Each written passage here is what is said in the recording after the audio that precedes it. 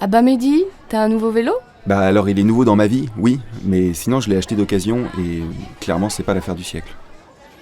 Non mais sur le papier il avait l'air super, en très bon état. Je l'essaye devant le gars, l'essai est concluant, je repars avec, je suis trop content. Et hier, pneu dégonflé. Et là, je me rends compte que la chaîne déraille tout le temps. Je suis méga déçu. En fait, le gars a rafistolé vite fait son épave et te l'a refilé. Ah, c'est trop énervant de tomber sur des gens comme ça, parce que de telles pratiques découragent les acheteurs qui risquent de bouder le marché de l'occasion. Et tu dirais que le marché de l'occasion, il est plus ou moins épuisé que moi?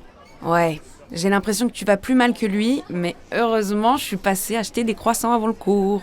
Tiens, pour te remonter le moral. Tu vois la diff? Hé! Ah ouais? Explique du coup. Ah là là Mehdi, je suis désolé pour toi et tes galères de vélo. Par contre, tous, vous venez d'expliquer parfaitement ce qu'est la notion de sélection adverse ou d'anti-sélection.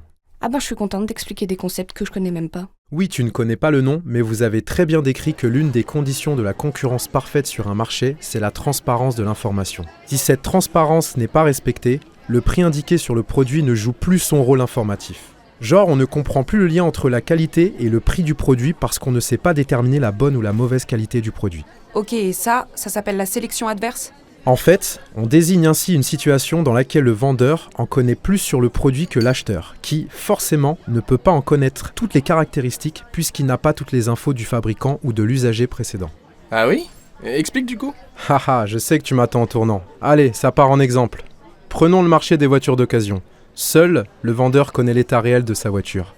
L'acheteur potentiel n'est pas en mesure de tout vérifier. Sa seule information est le prix du véhicule. Donc, si le véhicule est de bonne qualité, côté vendeur, son prix sera supérieur au prix moyen du marché. Mais côté acheteur, il va paraître trop cher par rapport aux autres véhicules équivalents. Et donc, il ne sera pas acheté. Et un prix trop bas peut être le signe qu'il y a des défauts cachés, donc ça ne va pas non plus. Ok, jusque-là c'est bon? Je poursuis le raisonnement. Le vendeur qui vend des voitures nickel à un prix un peu supérieur au prix moyen ne trouve pas preneur. Donc il va rester quoi comme voiture?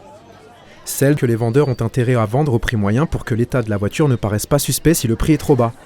Alright les gars?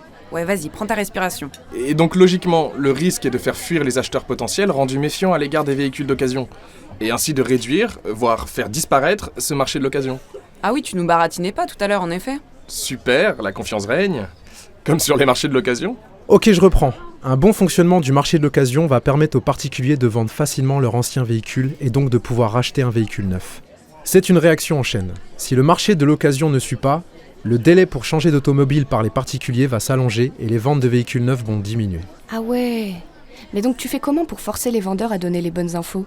L'intervention publique est généralement nécessaire pour réduire les asymétries d'information. L'État va obliger les vendeurs à fournir davantage de transparence sur leurs offres de manière à renforcer l'information des acheteurs. En ce qui concerne les véhicules d'occasion, le contrôle technique est obligatoire par exemple. Mais même les fabricants eux-mêmes veulent montrer que leurs produits sont de bonne qualité, non? Si tu fais les choses bien, tu as envie que ça se sache a priori.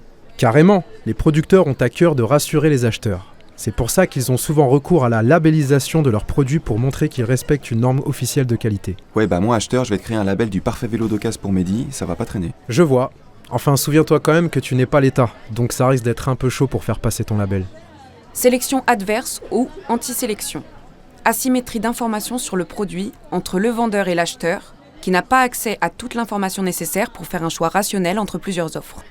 La transparence de l'info, condition très importante de la concurrence parfaite. Si l'asymétrie d'infos est trop forte, le marché peut dysfonctionner, voire disparaître. Solution. Intervention de l'État qui légifère pour imposer des normes de fabrication et d'étiquetage ou pour réduire les risques de vices cachés. Exemple, les garanties après-vente, le contrôle technique, la composition obligatoire sur tous les produits alimentaires ou les labels et certifications garantissant la qualité ou l'origine des produits. Tu vois la diff? Hé! Ah ouais? Explique du coup.